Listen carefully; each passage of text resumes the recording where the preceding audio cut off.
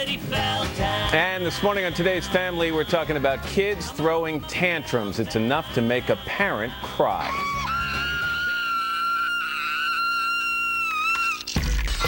You are a spoiled, rotten little brat. Most of us have been in a situation where a child has acted out. At the biggest baby shower held at American Girl Place in New York City, it's a topic that only seems years away. With a baby, you might not thinking about screaming. All these new moms, they have no idea what to expect. So the organizers at Big City Moms decided to give the most practical baby shower gift they could imagine.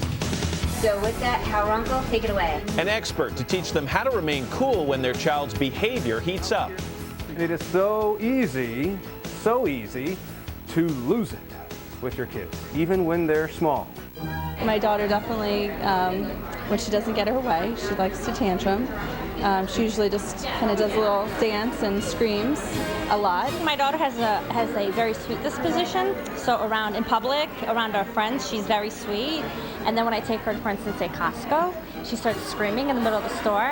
Which leaves many parents feeling powerless. You feel helpless. You feel like you can't do anything. I want to yell, and I try not to.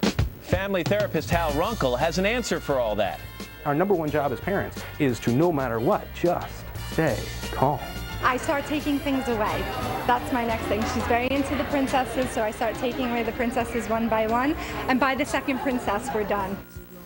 And as we said, Hal Runkel is a licensed marriage and family therapist and the author of Screamfree Parenting, the revolutionary approach to raising your kids by keeping your cool. Yeah, easier said than done. Hal, nice to have you here. Thanks. Let's start with what tends to light the fuse for parents, and that's whining from your kids, okay? Like fingernails on a chalkboard. You say tune into it as opposed to reacting to it. Well, you know, as soon as we get reactive to it, it's fuel on a flame. And our biggest thing is, it's our job, we believe, to stop the whining. Right. Yeah, we have to clamp it down.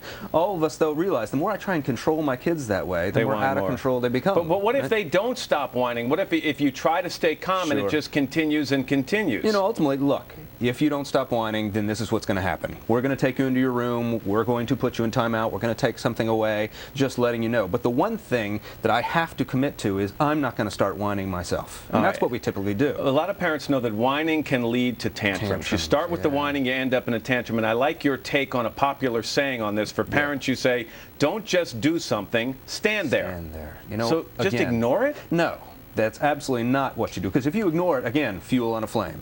It's providing a calm presence. You and I were talking, and you said your kids rarely don't scream. Well, I think it's or have tantrums. I think it's because you're a calm presence. You know, if I'm a calm presence with them, then one thing I'm not going to do is automatically make it worse by my efforts to clamp it down. Okay, but Hal, if you're in a grocery store or a movie theater or an airplane and your kid has a tantrum, how do you just stand there? Yeah, you take them out of the situation. Again, off the airplane. Exactly. Take them into the restroom. You know, I tell a story in the first chapter of my book, which is you can go to our website, screamfree.com, and download a free copy of the first chapter. And it's me blowing up at my kids in a Waffle House restaurant. Instead, you know what? Take them out of the situation, go to the bathroom. Say, look, we're going to stay in here until you're calmed down. I can have my waffle delivered right here in the restroom, but you're not going to disrupt other people. The 3 tips you give to parents: give up on whining, allow the child to throw tantrums for a certain amount of time, and set consequences that you're willing and able to enforce. That's really important. Yeah, just throw it. You're going to be grounded for a week when everybody knows you're not going to do that. You know?